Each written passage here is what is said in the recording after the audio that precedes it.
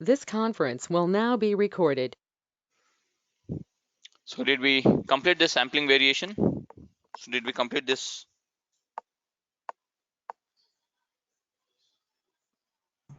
No, I haven't. Yes, we'll be.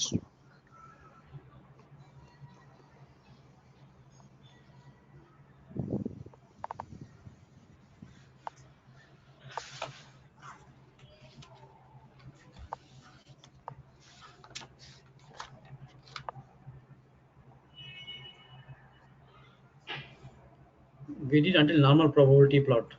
Yeah, normal probability plots. Today we'll be starting with respect to sampling theory, so sampling variation, and then we'll move on to the next concept called as with respect to case study and confidence interval. So let me start with the session today. Rahul, are you there?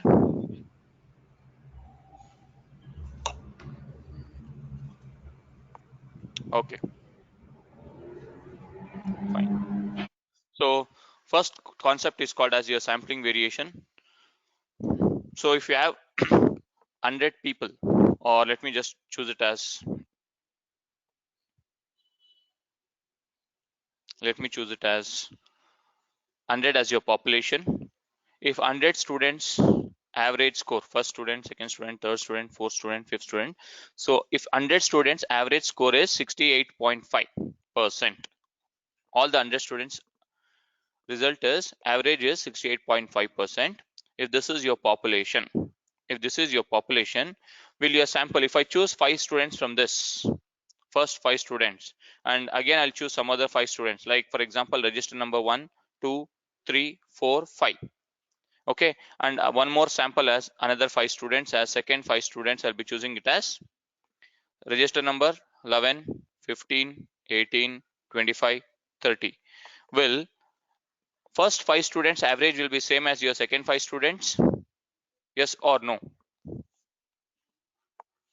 No. No. And what about this? What about this? We have got 68.5% here. Will it be same as 68.5% of all these two samples? Never. No, no. So that is called as your sampling variation. Statistics vary from one sample to another sample due to randomness. For example, instead of with respect to students, I can take it as, for example, Bharat and Rahul. So Bharat and Rahul's salary is, let me just take it as 12 lakh rupees per annum as average. Now Bharat and Rahul's salary is this. Now I'll choose Megha and Lahari. Megha and Lahari as second sample. Will they have same salary, average salary of 12 lakhs as Bharat and Rahul? Never. No. So they might be getting somewhere around 10 lakhs. Now consider that I'm choosing all of them who are attending today's demo session. So today's session almost like 15 people are there. If I choose all 15 people, if I choose all 15 people, will all the 15 people will have same salaries as 12 lakhs or 10 lakhs average salary? It might be or it may not be also. It can be also 12 lakh rupees or it can also be 8 lakh rupees. So like this. So just give me a sec. Hello.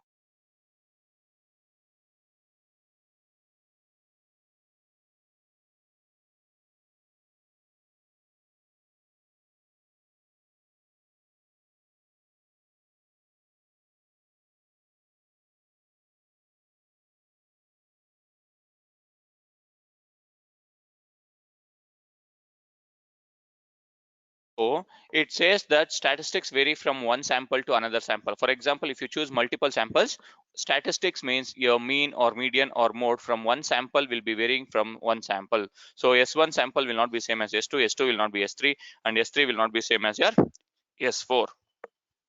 So this is what that indicates with respect to.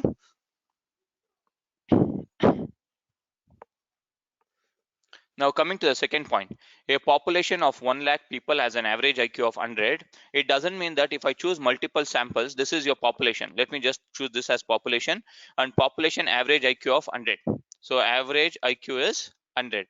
If I choose 10 people as different sample, they will not have the same IQ as 100. They might have 90, they might have 80, they might have 85, they might have 83. So Suppose if you take sample of 5 people, will it be same as 100 or what you will get? So it will never be same as your 100. So with respect to your sampling, statistics will vary from one sample to another. That is called as your sampling variation. That is called as your sampling variation. So if you say this is your population. So this is your population. So if you choose multiple samples from this, one sample will have this mean, another sample will have the mean year, another sample will have the year, another sample will have year. So each and every sample statistics will be different from one sample to another. That is called as your sampling variation. That is called as your sampling variation. Clear?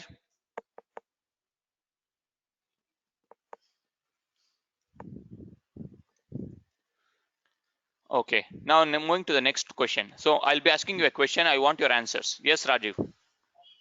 Rajiv, I'll share you the videos if you have. Yeah. So the idea is to take the average, is it? No, whatever it is. See, it is not only with respect to average.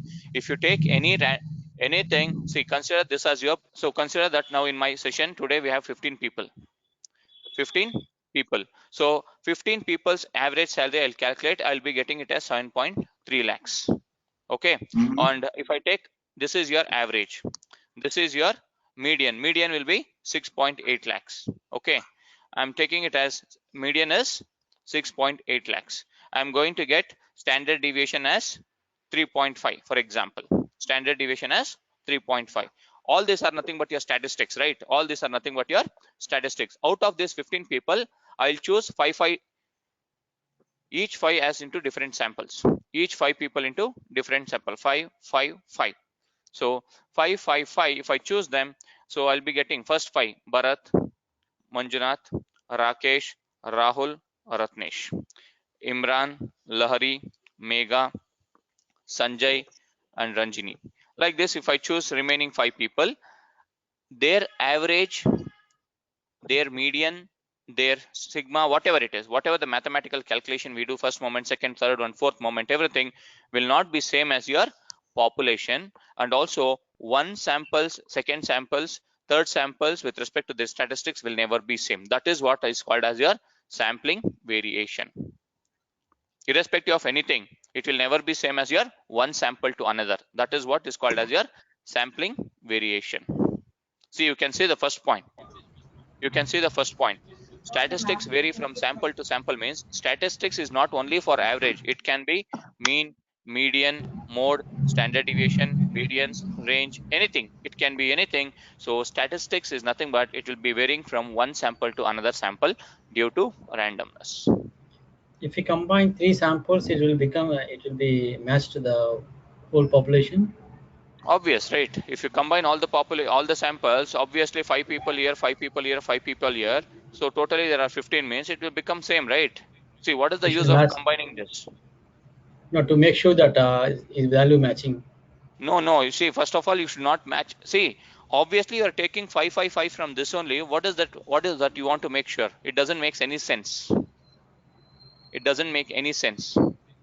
Getting my point? See, you have taken this 5 people from this 15 only, this 5 also from 15 only, this 5 also from 15 only. Then again, what do you want to check it out? It doesn't make any sense.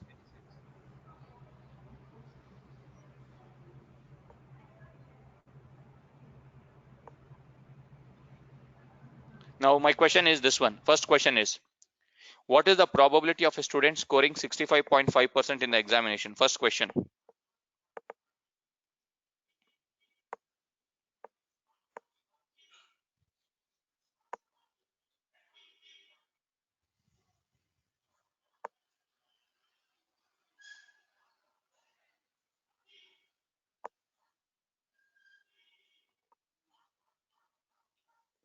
What is the answer for this? What is the probability of a student scoring 65.5% in the examination?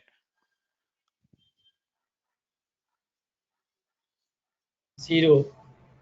Yes, you should tell me that. So always anything with respect to single value is always, the probability associated with any single value is always 0. 0. Is always 0. Remember why it is 0? Because anything divided by infinity is 0. He can score anything. He can score 1.00001%, or he can score 99.999999 as percentage also he can score. That is the reason 1 by infinity is equal to 0. So now my question is, next question is this: can a student score between 0% and 100%? Yes. Yes. Yes. Will it make sense? This question makes sense, is my question next. Will it make sense? 0% to 100%, not and. Yeah, 0% to 100% only. I'm talking with respect to that only, but I've written like that. That's it, nothing else. Will it make sense is my question. See, consider that you have written your exam. If somebody asks you, will you tell that I'm going to get between 0 to 100%? Everyone knows that you'll be getting obviously 0% to 100%, right? Everyone knows if you write an exam, you'll be getting between this only. There is no chance that you'll be getting negative percentage. There is no chance that you're going to get 101%. True or false? So your range also should not be so high. Your range also should not be so high. You should tell it in such a way that, okay, hey, I might score between 75 to 80%, or I might score between 25 to 40%. It makes sense. It makes sense. Or you might tell that I'm going to score above 90 to 95% in this exam. This makes sense. So if somebody asks you what is your salary, you can tell them that your salary is, hey, my salary is between 8 to 10 lakhs. Fine. My salary is between 10 to 15 lakhs. Fine. 15 to 25 lakhs. Fine. It doesn't mean that you should tell that my salary is between somewhere around 0 to 5 crores. Will it make sense? Obviously, you'll be getting to 0 to 5 crores. Obviously, you'll be getting between 0 to 5 crores. Whether it is 1 rupee, or is it 1 crore, or is it 2 crore, or is it 3 crores, or is it 3 lakhs? Nobody knows. So always you should range. If you give a range also, that should be lower range and upper range should also be minimal. Means they should have close relationship, not something like 0 to 100%, 1 crore to 25 crores, 1 rupee to 25 crores, like this. So this also does. If somebody asks you what will be the tomorrow's Bangalore's temperature, you should not tell that, hey, tomorrow's Bangalore temperature will be between minus 50 degree to plus 100 degree. Will it make sense? If your weather forecasting department in your news, everyday newspaper or news channels, if they tell that tomorrow's Bangalore's temperatures will be minus 50 degree to 100 degree, will you agree with them? You have to agree because they are media people, but you need not have to trust them, right? Because we are only better than media people. We can tell that tomorrow's Bangalore's temperatures will be between 20 degree to 35 degree.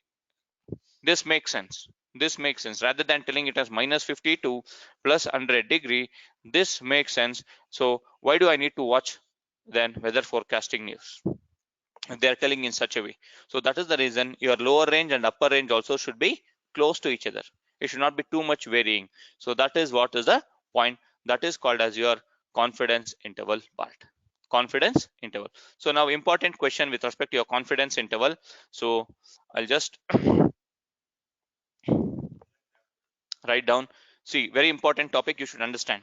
In your real time, in your real lifetime, you might have used, hey, I'm 95% confident that I'm going to get 90% in my exam, or I'm 90% confident that I'm going to get 80 to 90% in my exam, or you might have used, I'm 85% confident that this time I'm going to get 10 to 12% hike.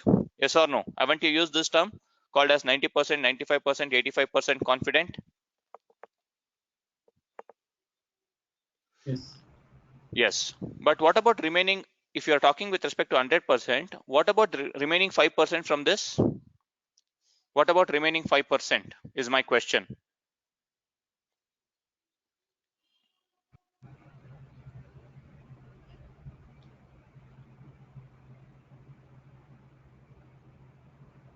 No, my question is,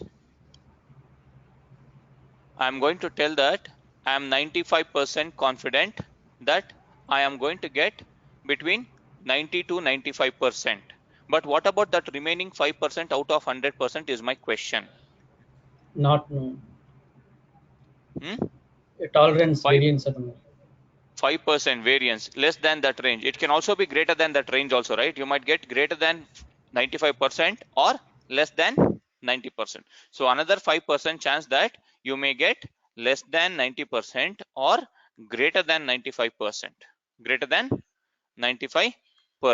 So what about that 5%? That 5% chance is that you may go wrong. That 5% chance is that you may go wrong. Got it? 5% chance that you may go wrong. That is called as your confidence interval part. So your confidence on 95% and remaining 5% you may go wrong. So with respect to this, we need to understand some important theory part as well as some values. So this is your normal distribution curve. So I'm going to write it as, hey, 90% and 95%. So I am 95% confident. I'm 95%. See, always this curve, always this bell-shaped curve will have 100%. 100% of your data falls within this bell-shaped curve or normal distribution curve. So I'm writing with respect to 95% confidence interval. So I'm 95% confident that in my exam I'm going to get score between 90% to 95%. 90% to 95%. As it is symmetrical curve. As your normal distribution curve is symmetrical curve, so you should also understand that you might also another 5% chance, remaining 5% out of 100%, 95% you are confident. Remaining 5% is there, right? This remaining 5% can be greater than 95% or less than 95% in your exam. So can I divide this 5% into two sides, both the sides?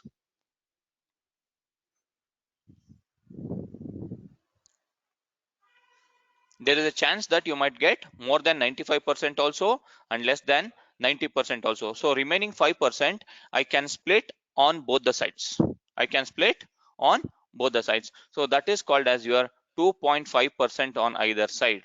2.5% on either side. So now if you calculate this total entire region, 95% plus 2.5% is 95% plus 2.5% plus this side 2.5%. This entire region belongs to 100%.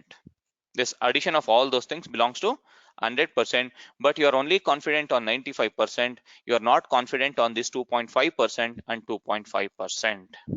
Clear? Clear with the theory concept? I want you all to talk. Please unmute yourself and tell me yes or no at least. Clear. Clear, sir. Okay. Yes, got it. Fine. So now with respect to 90% I'm going to write. You should tell me what will be on either side. So if you are 90%, if you're talking here, 90% is your confidence interval. Tomorrow's temperature will be 23 degree to 27 degree. Tomorrow's temperature will be between 23 degree to 27 degree, but I am 90% confident. So out of 100%, what about remaining 10%? Remaining 10% can be less than 23 degree or yes, greater than, not more than 90%. You should talk 27 degree. Okay. Less than 23 or greater than 27. So 23 degrees says that it is 5% on either side. Can I write 5%? 5% on either side? Yes. So it becomes 90 plus 5 is 95 plus 95 plus 5 is 100. So totally it becomes 100%. Totally it becomes 100%. Now coming to this point, when you write it or when you theoretically talk about this 95% confident, you'll write 2.5% either side. 2.5% on either side. But when you try to implement it practically, you should calculate this entire region. If you are 95% confident, you should calculate this entire region. It is nothing but 95% plus 2.5%. 2.5% is equal to 97.5%. If you are telling 97.5%, it is 95% confidence interval. You need to calculate this entire region. You cannot calculate only this region. You should calculate with respect to 95% confident that I am going to get between 90 to 95%. Between 90 to 95%. when you write it practically or theoretically with respect to your practical implementation or manual implementation, you need to write it as this 95% and this entire left hand side, yes, I'm going to explain you one second. See, theory part is 95% and 2.5% on either side, 2.5% on either side. But when we try to talk about with respect to your implementation part, 95% here, 95% here, so 2.5% on either side. So when you talk with respect to 95% confidence interval value, you should calculate this entire region, this entire region. So that is called as your 95% confidence interval. So 95% confidence interval is equal to, it is 95 plus 2.5. So this entire region you should calculate while implementing your or doing manual calculation. Doing manual calculation, you should count this left hand side value also, that is 2.5%. So this 95 plus 2.5 is nothing but 97.5%, which is your 95% confidence interval. 95% confidence interval. Suppose if it is like this, 90% confidence interval. So this is your 90% and 5% on either side. 5% on either side. If I want to calculate confidence interval for 90%, how much should I calculate? I should calculate this entire region. I should 5%. calculate this entire region. So it becomes 90 plus 5, it is 95. But actually this 95 is practical implementation, but the actual value we are calculating for confidence interval for 90%. Confidence interval for 90%. So in real time, what we need to take in 90 or 95? See, this is 90% only, right? I'm talking with respect to 90%. The value you are going to get while seeing your 90% value, you should see this. I'll show you that how to calculate also. But for 90% confidence interval, you should see with respect to this entire region. Entire region. I'll show you how to calculate. I'll show you how to. Hi, Yogesh, this is Ratnesh. I have a doubt here. Yes. So, on either sides, it will be 95% only, right? What do we achieve from this? Either side, it will be 95% only. If you take this region also, it will be 95% Yeah, only. If you take yeah, this right. region also, it will be 95% only. But you are not ignoring this 5%. So you are not ignoring that 5. You are not achieving anything. This is your theoretical implementation of, you are telling 95% confident, right? So Yeah, always you should calculate this region. So will you tell it as 100% minus 5% confidence interval? no, When you talk theoretically, when you speak, hey, how much confident you are? I'm 95% confident, I'm 85% confident, you'll tell. But you are not going to tell that, hey, I'm 100% minus 15% confident. Will you tell like this? no. No, that is what it is. Where the practically we are seeing this kind of models? Almost all the things you have to use. Okay. I'll show you the case study. Next, it is your case study. Oh, fine. Next is the case study. So now with respect to confidence interval, so how do you write 100% in terms of numbers? 1, right?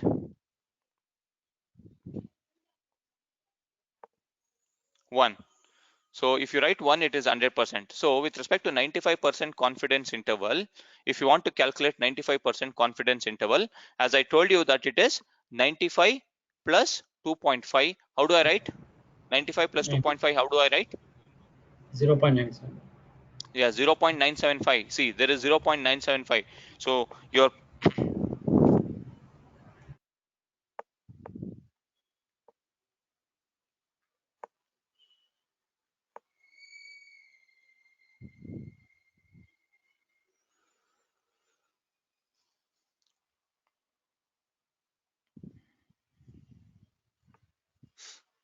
So with respect to this, you should remember 3 values. I'm going to give you 3 standard values. You should, I don't know how you remember it. You should remember those 3 values. So for 95% confidence interval, Z score is 1.96. 1.96. For 90% confidence interval, the z-score value, see, this is your z-score. This is your z-score. So for 90% confidence intervals, the z-score value is 1.64. For 99% confidence interval, the z-score value is 2.58. Write down this. I'll show you how to calculate these values also, but write down first. I'll show you how to calculate these values as well.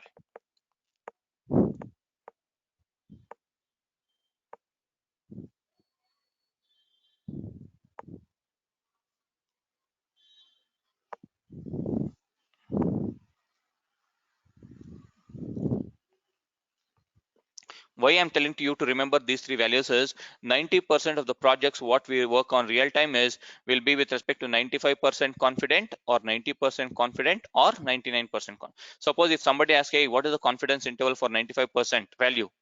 You cannot go and run your RStudio or Python at that time, or you cannot go and check your Z table for these three values, because if you're putting it as 1 year or 2 years of experience, at least you should remember these three values for 90%, 99% and 95% confidence interval. Every time you cannot go and open your RStudio, every time you cannot open your Python, or every time you cannot open your Z table and calculate suddenly. So that is the reason you should remember these three values.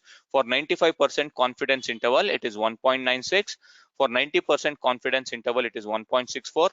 99% confidence interval, it is 2.58. 2.58. So how to calculate this, I'm going to show you in next 1 minute. So for 95% confidence interval, as I've already explained you this part, so 95% is here, 2.5%, 2.5% on either side. So I need to calculate this entire region. I need to calculate this entire region. So if I want to write it with respect to 95% confidence interval, I should write it as 95 plus 2.5. So for 97.5%, how do I write in terms of numbers? How do I write 97.5% in terms of numbers? It is nothing but 0.975. 0.975. So this 0.975 you should calculate using your Z table. Using your Z table, you should calculate that 0.975 manually. I'm showing you using manually as well as R as well as Python, but first learn how to use your Z table first. So if it is for 90% confidence interval, how do I calculate? What will be the value I should see in your Z table? For 95%, you told me that it is 0.975. For 90%, what should be the value? I want everyone to respond. Value is fine. Value you got 1.64, that I've already told you. But which value should I see like this? 5% on either side. Yes, it is nothing but your 0.95. 0.95. Suppose if it is 99% confidence interval, 99%, then tricky question. Please answer correctly. Yeah, tell me in terms of numbers. Yes, it is Manjunath. It is 0.995 because half a percent on either side, right? Half a percent on either side. So it becomes 99.5% on either side. So how do you write in terms of numbers? It is 0.995. 0.995. Another 0.005% is on this side. Is on this side. So how do we calculate this using your Z table? That is next question. So we got some values. I gave you 1.96, 1.64 and 2.58. How do we get these values using your Z table? So we need to see. So this is for 95, this is for 90%, this is for 99%. For 99%, 95%, 90%, I should write it as 0.975, theoretically 0.95, and here it is 0.995. So you should search these values in your Z table. Z table, if you search these values in your Z table, you are going to get these values. You're going to get these values. So let me just go to your Z table and try to show you how to calculate those values. How to calculate those values.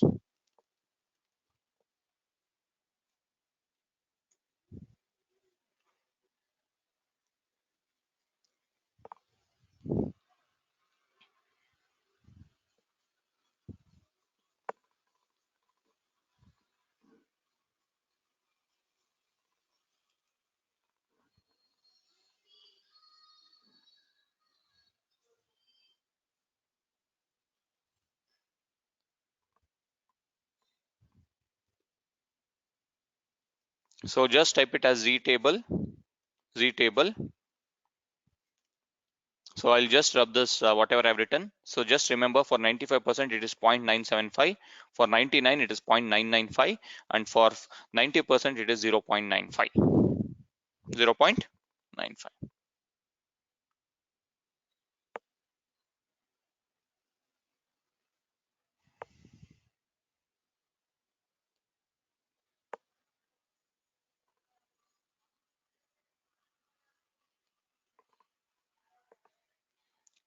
This first link I'm going to open for z table.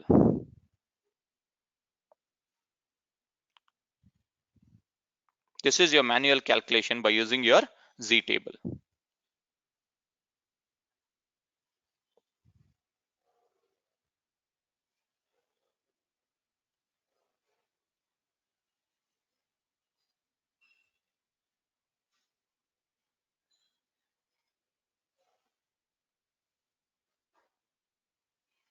So let me try to zoom it out, and I'm going to take this marker. Okay, so now coming to this point, so what is the value for your 99 point, first we'll see with respect to 95%, 0.975. You should check it out with respect to this value. See here, you need to calculate your z-score now. You should calculate this one. So you should see your probability from this point. From this values, you should calculate your 0.975. So you should search where is your 0.975 on this side. So let me just go to 0.975, where it is, we'll see.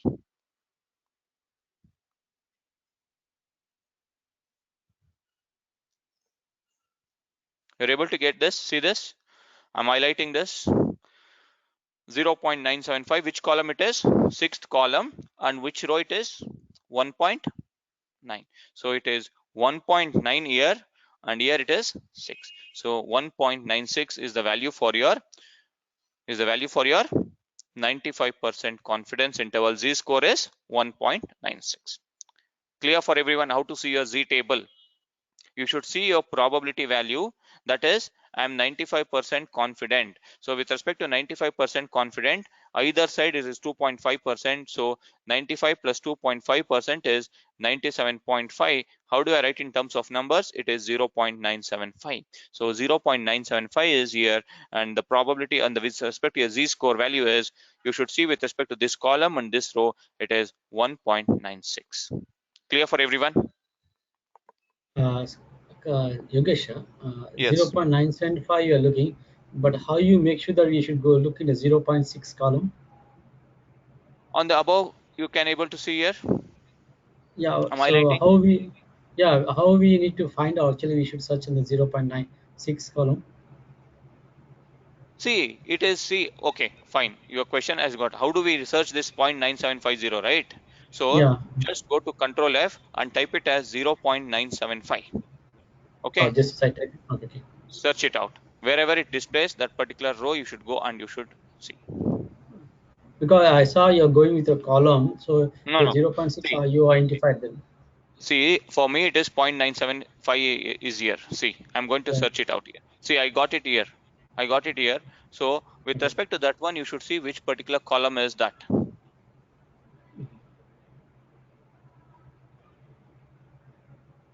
For this particular column, I received it as this one.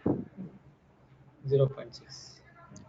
1.9 is your row wise, and column wise it is 0. 1.96. So 1.96.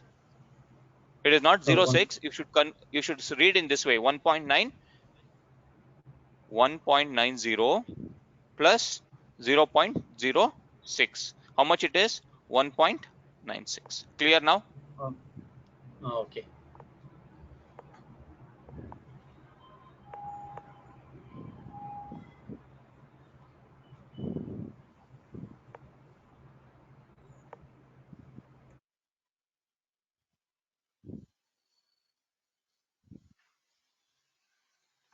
Now I want you all to tell how to calculate for 90%. So 90%, how do I calculate and which value should I search? Come on, tell me.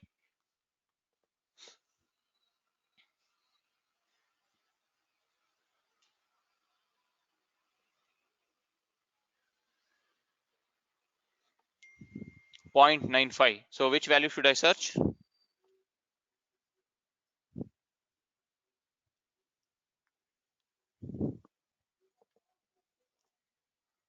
So which value should I search? Searching value I am asking, not the value.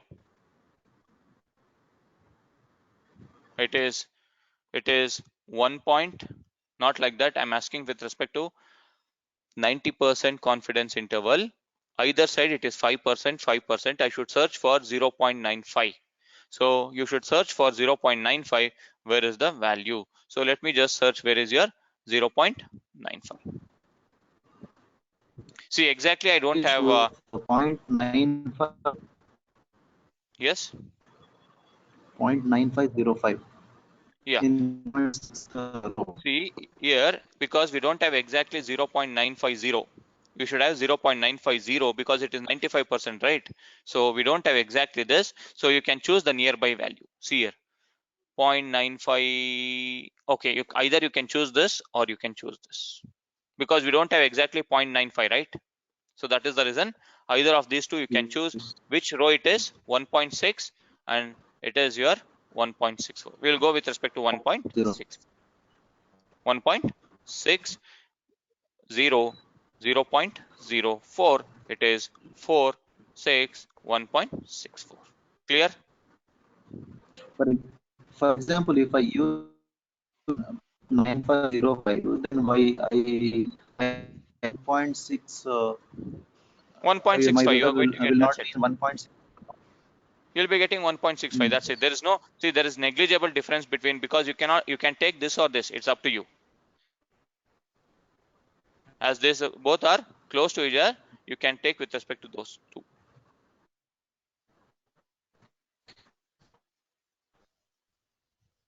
So for 99%, what is the value I should search for 99%? 0.995. Yes, you should search for 0.005 here, 0.005 here, and 99% here. So I should search for 0.995. So if I search that 0.995 in my Z table, I'm going to get a value. So let me just try to search it out. 0.99.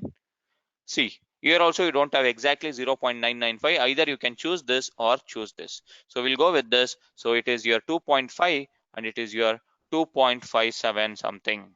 2.57. Either you can choose 2.57 or you can choose with respect to 2.58. 2.58.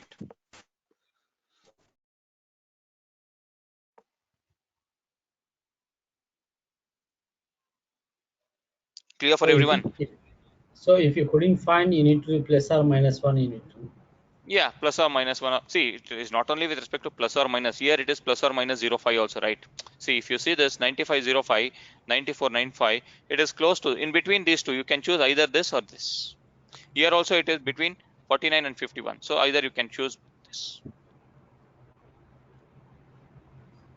Okay. I'll show you how to calculate using R also. There you can use it and directly you can get the round figure values only. There you can get your round figure values only. So this is how you can use your Z table. Is it clear for everyone? Ram, Satish, Sanjay, Neha, Bharat, Muralidhar. One more example. Okay, fine. Lahari, Mega. Okay, fine. So one more example. I want you to tell Ratnesh. So I will give you the task. It is 80% confidence interval. Okay, 10% on either side. 10% on either side. I want Ratnesh to reply for this. What is the value I should search for my Z table? 80% confidence interval. I'm talking with respect to 80% confidence interval. What is the value I should search in my Z table? Come on, tell me fast. It is 0.90. So just search the 0.90. Where is the value? You can just check it out.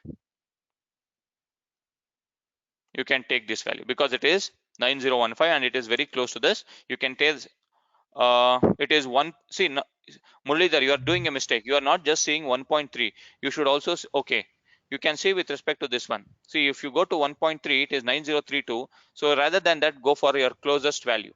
Either go for 1.28 or 1.28. 0.29.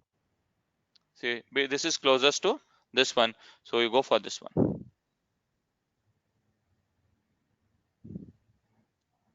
Got it?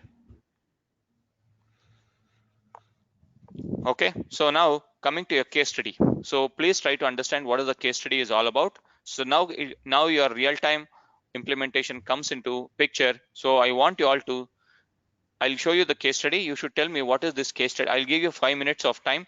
You should understand the case study. What is this case study all about? Blindly don't speak what it is. It is not just your English sentence, it is your mathematical sentences. It is your values. So this is your case study for confidence interval calculation.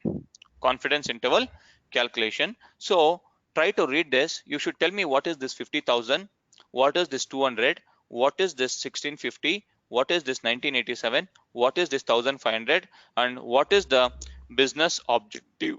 What is the business objective? If you're able to understand this business objective, it is easy for you all to understand and implement your any business problem. So you know what is mu. We have discussed standard deviation.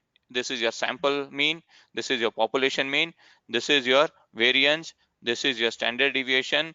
Like S square is your sample variance, sigma square is your population standard deviation. Like this, small s is your sample variance. See, all those things are there in your data, and n is also there, small n is also there, and what is not there, what is there, you should understand and ping your answers on private chat. Ping your answers on private chat. Ratnesh, please be on mute. I'll give you 5 minutes of time. I want you all to ping your answers, each and every line. So don't write it as separately.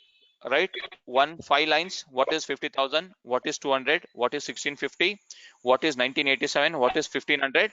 And you should read this sentence also. Read this sentence.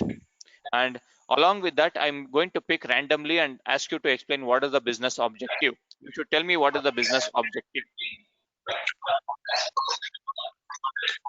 Ratnesh, can you? Okay, Ratnesh is on. Okay, I'll give you 5 minutes of time. Please ping your answers on private chat. I'll be having my water and come back.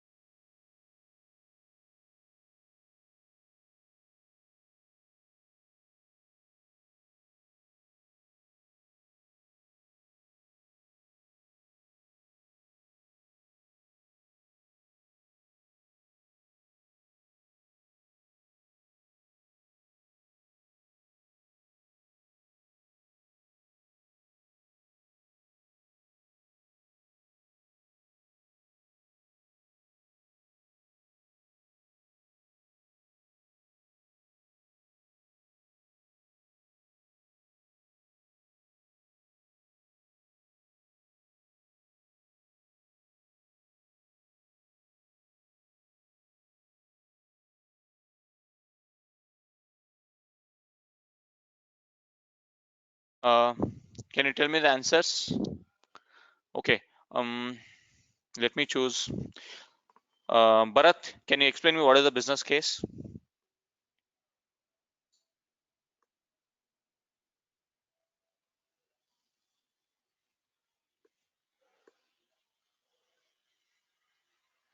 Bharat, are you there? I've given your time slot. It is 2.5 minutes. Bharat, we are not audible.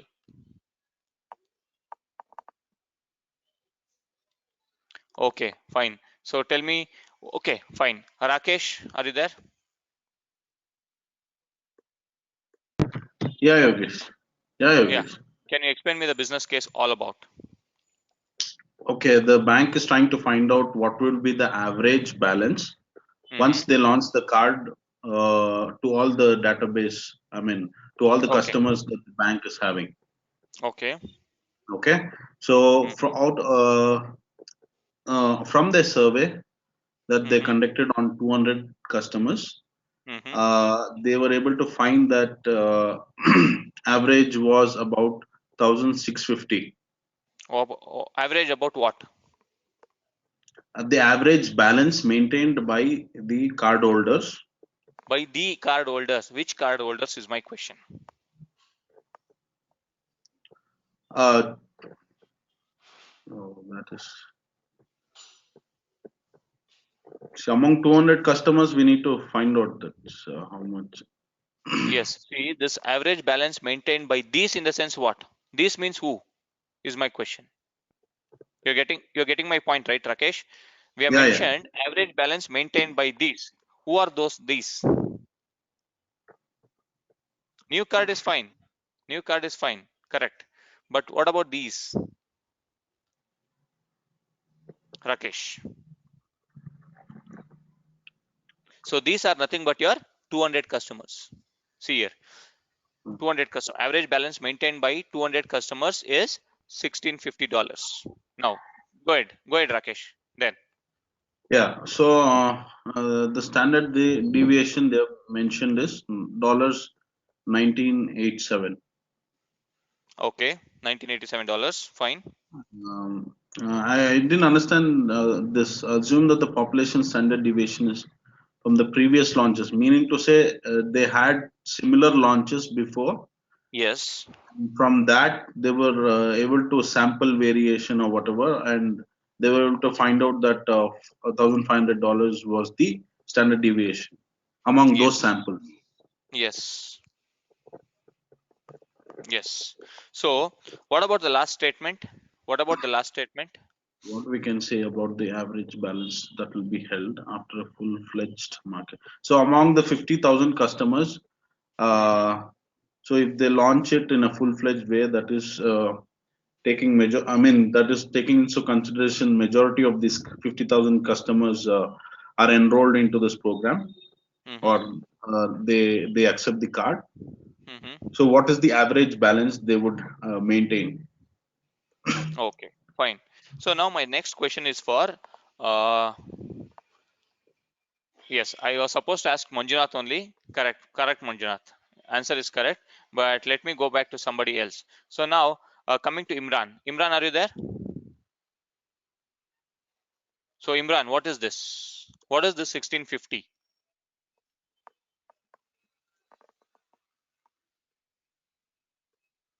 Okay, total population. Okay, Ranjini has given the answer. Okay.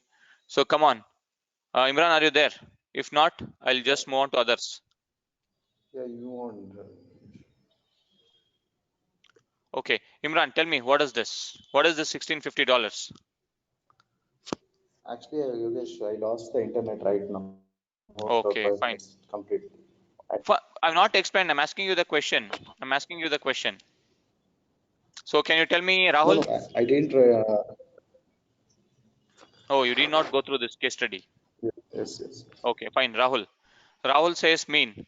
Rahul, mean also there are two means. One is your sample mean. Another one is your population mean. Which is this 1650 is my question. You should tell in that way. You should tell in that way.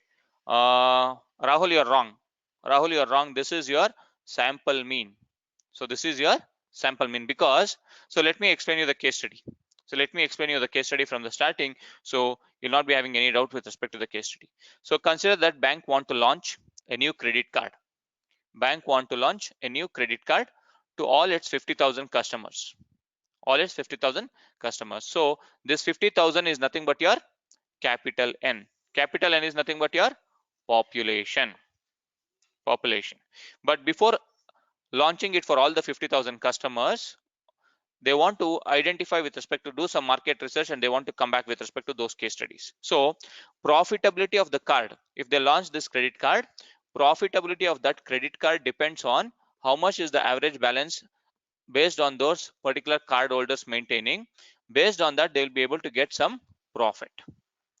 Based on that, they are going to get profit.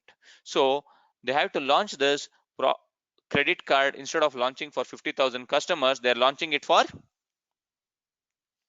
200 customers. So a market research, it is nothing but a survey, or you can call it as market research or promotional campaign or introductory offer, whatever you can call it.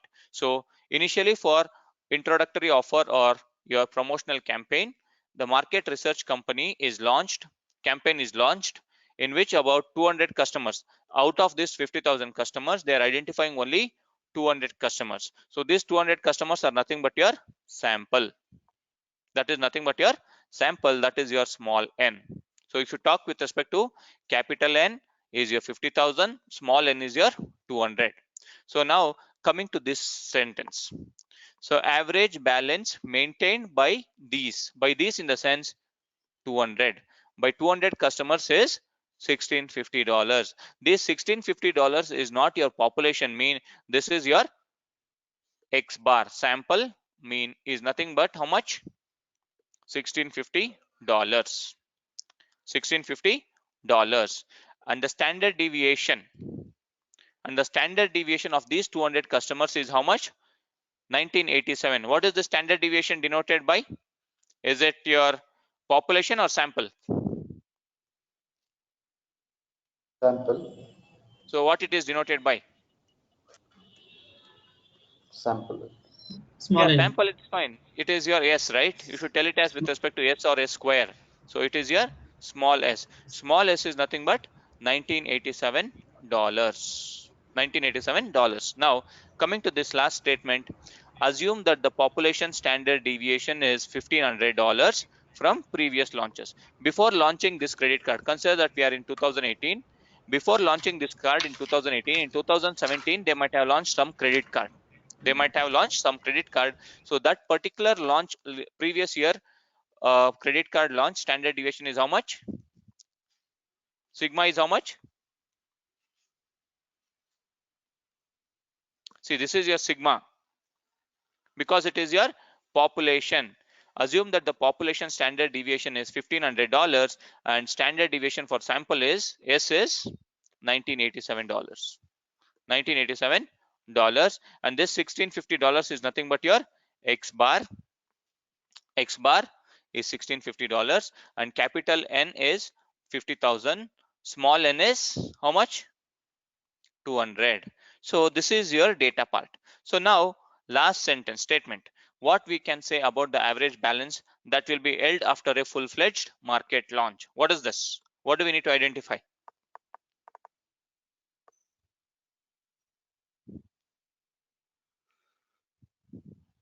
What do we need to identify is my question.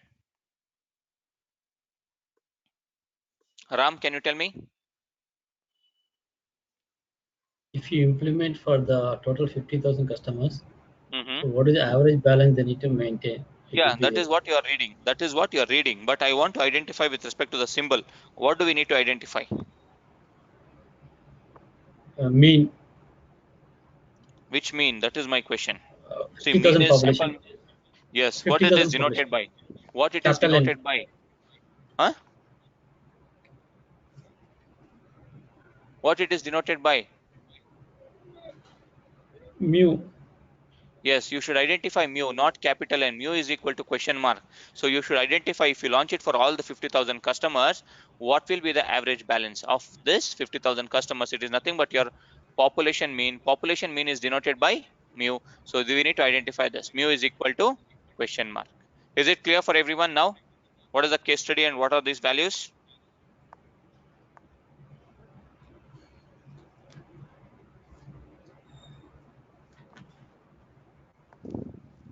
Now, You guys just explain that n and small n. I mean, just tell the values. I mean, simple, right? A this. bank with 50,000 customers, population is 50,000, n is equal to 50,000, and this is your sample. This is nothing but your small n. Small n is 200. So simple. X bar is fine. S is standard deviation, right? You should tell me. You should Yeah, note it down standard and you should understand. So S is nothing but your sample standard deviation. That is more important. Sample standard deviation is how much? 1987. And what about this one? This is your sigma. Population standard deviation is 1500. And what about this? This is your X bar, $1650. So note down this. Everyone please note down these values. Based on this only we are going to solve next.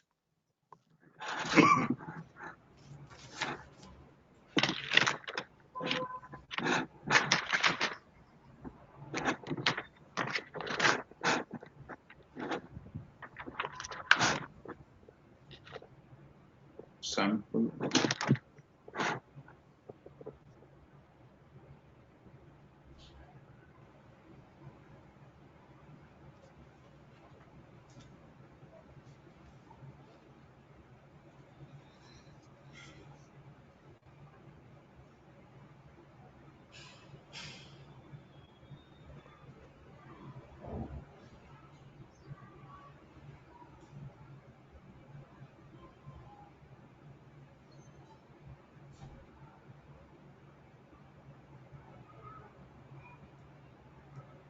Is it clear for everyone? Did you all note it down? What are those values? Capital N, small n, X bar, S, standard deviation, sigma, and what you need to identify. Everything is there on this particular slide. So based on that, we are going to calculate next.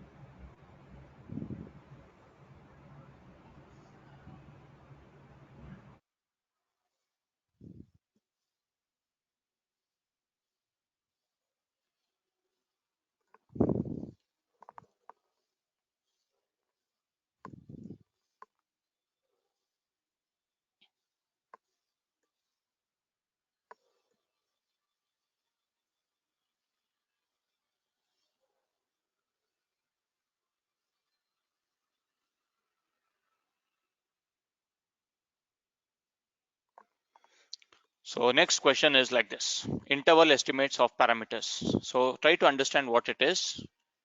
Question, first one is based on your sample data. Based on your sample data in the sense, based on your previous slide, I'm going to ask you some questions. The point estimate for mean balance. So based on your sample, if you launch it for 200 customers, you're going to get an average balance, that is X bar is equal to 1650.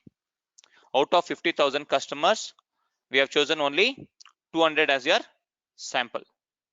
So out of this 200 samples, if you launch it for them, you're going to get average balance of $1650. So instead of this 200, if I choose one more 200 customers, second sample, sample 2, this is sample 1, will your average balance will be same as $1650? Will it be same? No, maybe or may not be. 99% it will never be. So if I choose one more 200 customers, that is sample 3, one more 200 customers, will it be same? No, it will become your sampling variation. So we cannot trust this $1650. We cannot trust this $1650 always. If I choose multiple, so We cannot trust it. Can we trust this estimate? No, we cannot trust this estimate, because what do you think will happen if we took another random sample of 200 customers? So this is first 200 customers, you got it. If you choose another 200 customers, it will not be same. If you choose one more 200 customers, it will never be same. So because of this uncertainty, because of this problem, we cannot calculate. So because of this uncertainty, we prefer to provide estimates as an interval range. So instead of telling it as $1,650 as the average balance, we can tell it as range. If I tell it as, hey, average balance would be between $1,200 to $1,700, it will make sense. It will make sense. But here we are having only single value. So what is the probability associated with any single value? What is the probability associated with any single value? 0.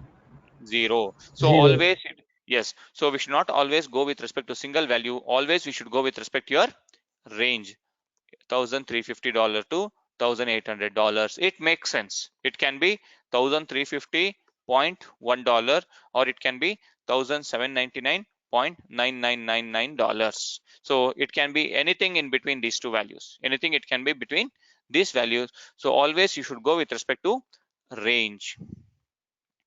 We prefer to provide the estimate as an interval or range and associate a level of confidence with it. If I'm going to tell a range, I should tell, hey, I'm 95% confident that the customers will be in so and so range. Customers average balance will be between so and so. I should associate a level of confidence. Hey, I'm going to tell in this way. Hey, I'm 90% confidence that if I launch a credit card, the average balance maintained with these credit card holders will be between $1,300 to $1,309. I'm just giving an example. Or it can be, hey, I'm 95% confident that it would be $1,400 to $1,900. So you should tell with respect to 90%, 95%, or it can be 99% confidence interval also. It can be anything. It can be anything based on your client requirement.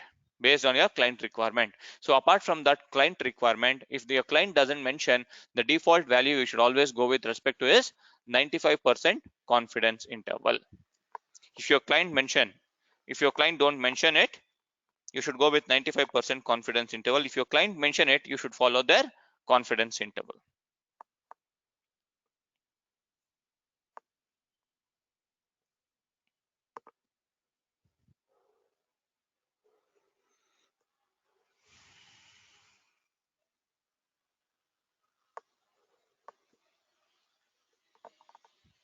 Now, in order to calculate your interval, there is a formula that is nothing but interval is equal to point estimate plus or minus margin of error.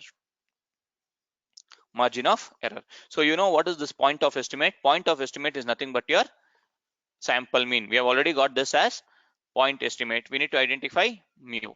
So we cannot go with respect to directly single value. You should go with respect to your interval. So the interval formula is point estimate plus or minus margin of error. So I can write it in this way: $1,650 plus or minus $300. Will it make sense? 1,650 minus 300, how much it is? $1,350 is your lower range. And what will be your upper range?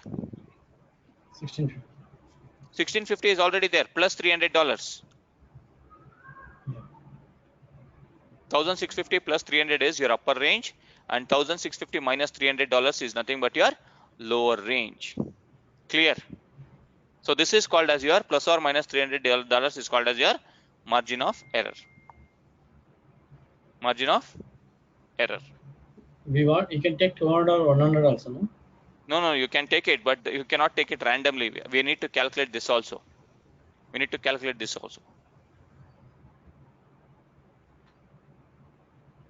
So interval is equal to X bar plus or minus margin of error. So this a margin of point estimate is nothing but your X bar. Yes, we need to have we have a formula to calculate this margin of error. I'll show you how to calculate your margin of error as well. It is simple, nothing to worry. It is simple. So let us go to the next slide. So just write down this formula.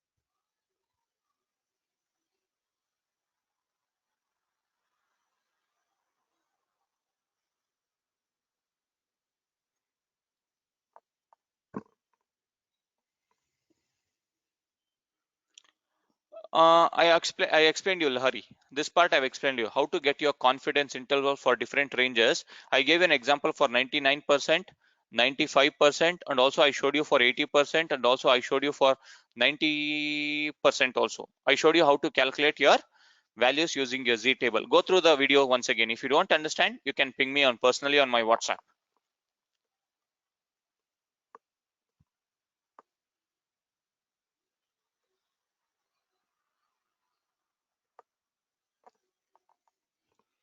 Okay, so everyone, please concentrate. The next topic is formula to calculate your margin of error. Confidence interval for the population mean. So start by choosing a confidence level of 1 minus alpha percentage. 1 minus alpha percentage in the sense 100. If you are talking with respect to 95% confidence interval, you can write it in this way: 100% minus 5%. It is nothing but 95%. So this is nothing but your alpha. This is 5% is nothing but your alpha. If I am talking with respect to 90%, how can I write? It is 100% minus 10%. So this 10% is nothing but my alpha. If I'm talking with respect to 99%, it is 100% minus 1%. So this 1% is nothing but your alpha. Start by choosing a confidence level of 95%, 99%, or 90%. But default value I'm going to show you with respect to 95% confidence interval, how to calculate. You should calculate and take it as an assignment, and you should calculate for 99% and 90%. It is easy. It hardly takes you 1 minute to calculate these two. If you know this, it will take you hardly 1 minute to calculate these two. So I'm going to explain you with respect to this 95% confidence interval, how to calculate your confidence interval for the population mean. So your interval formula was, confidence interval formula was what? Point estimate plus or minus margin of error. So with respect to that, I'm going to use this formula. This formula is this x bar. Don't get confused, it is x bar. Forgot to add this x bar. So the formula to calculate your confidence interval is this: x bar plus or minus z of 1 minus alpha sigma over square root of n. Sigma over square root of n. This is the formula. Write down this formula until this point. Interval is equal to point estimate plus or minus margin of error. Write down this: x bar plus or minus z of 1 minus alpha sigma over square root of small n.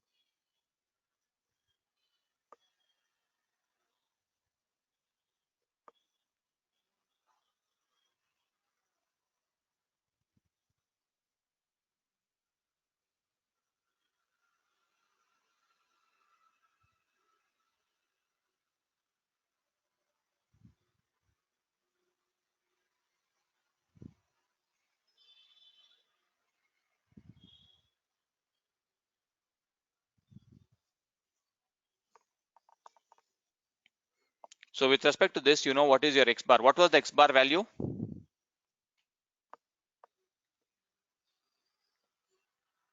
1650. $1650. So $1650 is nothing but X bar plus or minus Z. So for 95% confidence interval, I'm going to write it as Z of 1 minus 0.05. So 100% minus 5%. So what is the Z value for 95% confidence interval? What is the Z value for 95% confidence interval? 1.96. 1.96. So I'm going to replace this Z of 1 minus alpha with 1.96. 95% confidence interval. 95% confidence interval.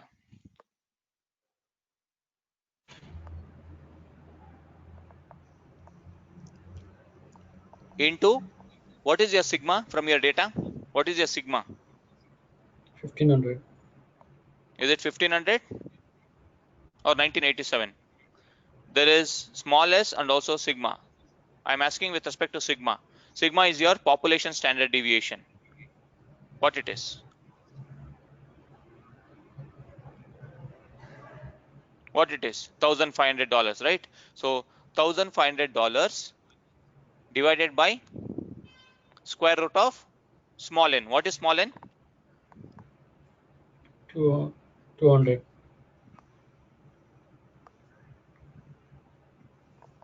200. Fine. So square root of 200. So can somebody use the mobile calculator and calculate and tell me what is square root of 200?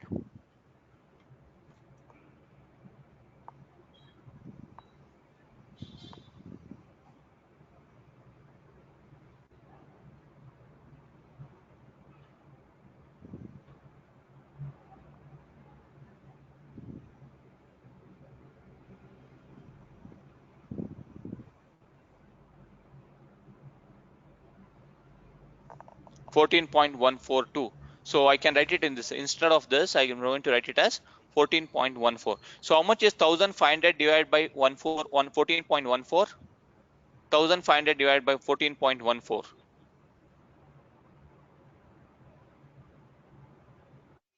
106. 106. 0.082. So you need to calculate this. Same thing I've written. X bar is nothing but your $1650. Sigma is 1500. N is nothing but your 200. So for Z of 1 minus alpha, it is Z of 1 minus alpha, it is how much? 1.96. So now how much you got with respect to this part? 106 point.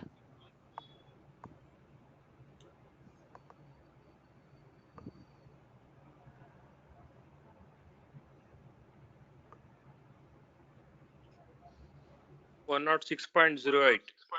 106.08. This part. Formula was X bar plus or minus Z of 1 minus alpha sigma over square root of n. So you calculated this sigma over square root of n, you got it as 106.08. So this Z of 1 minus alpha is 1.96. So 1.96 into 106.08, how much it is? How much it is?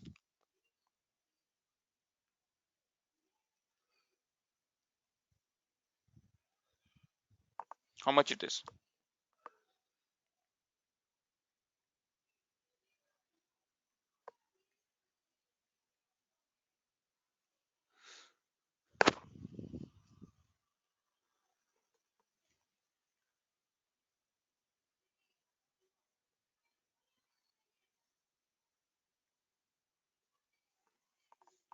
$207.92.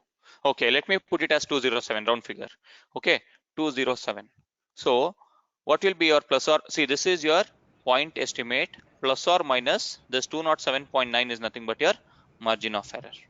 This 207.9 is nothing but your margin of error. So $1650 plus or minus 207. What will be your lower range and upper range? What will be your lower range and upper range?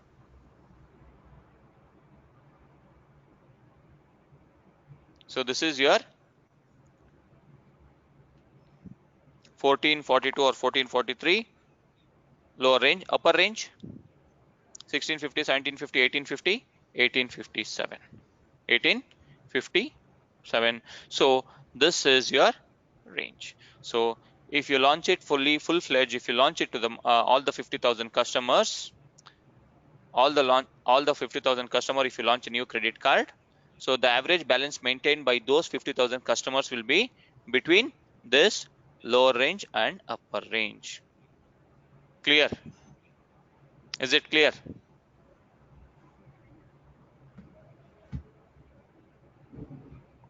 Can you repeat once again, Yogesh? What was the formula? X bar plus or minus z of 1 minus alpha sigma over square root of n. Okay, I'm just replacing all the values with from my values. X bar is nothing but $1650 plus or minus z of 1 minus alpha is nothing but 95% confidence interval value I'm writing here 1.96 sigma over square root of n. What is your sigma value here?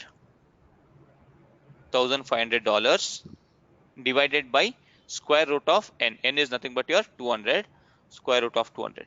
So you should calculate this square root of 200, how much you got? So 1500 divided by square root of 200, you got somewhere around 14.14. So if you calculate this part, you are going to get 106 point something. So 106 point something into 1.96. 1.96 plus or minus $1650. If you calculate, you're going to get this answer. Clear now? Yes, obviously, if you change your confidence interval, your answers will be different. If you choose 95%, I got a range of 1,447 or something to $1,857. So if you choose it as 90% confidence interval, the assignment part for you all is this one. Construct a 90% confidence interval for the mean card balance and interpret it. So you should use the same formula x bar plus or minus z of 1 minus alpha sigma over square root of n, and you should tell me what is the answer for 90% confidence interval, and also you should calculate for 99% confidence interval. Take down this as an assignment.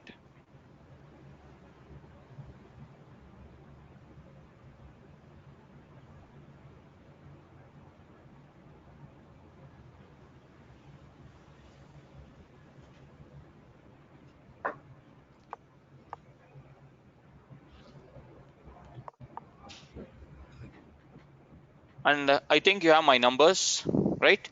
So just everyone please ping me once. Just ping me, hi, so and so your names, please. Okay, Now I want you all, yes? now you want to ping out later? Yeah, you can just ping me later point. Next 15-20 minutes you can ping me. Okay, no worries. So now, so tomorrow's assignment is for 99% confidence interval and 90% confidence interval. Use the same formula and try to ping me the answers. Okay, so we'll connect again tomorrow around same time, 7:30. So same link tomorrow. Same link tomorrow.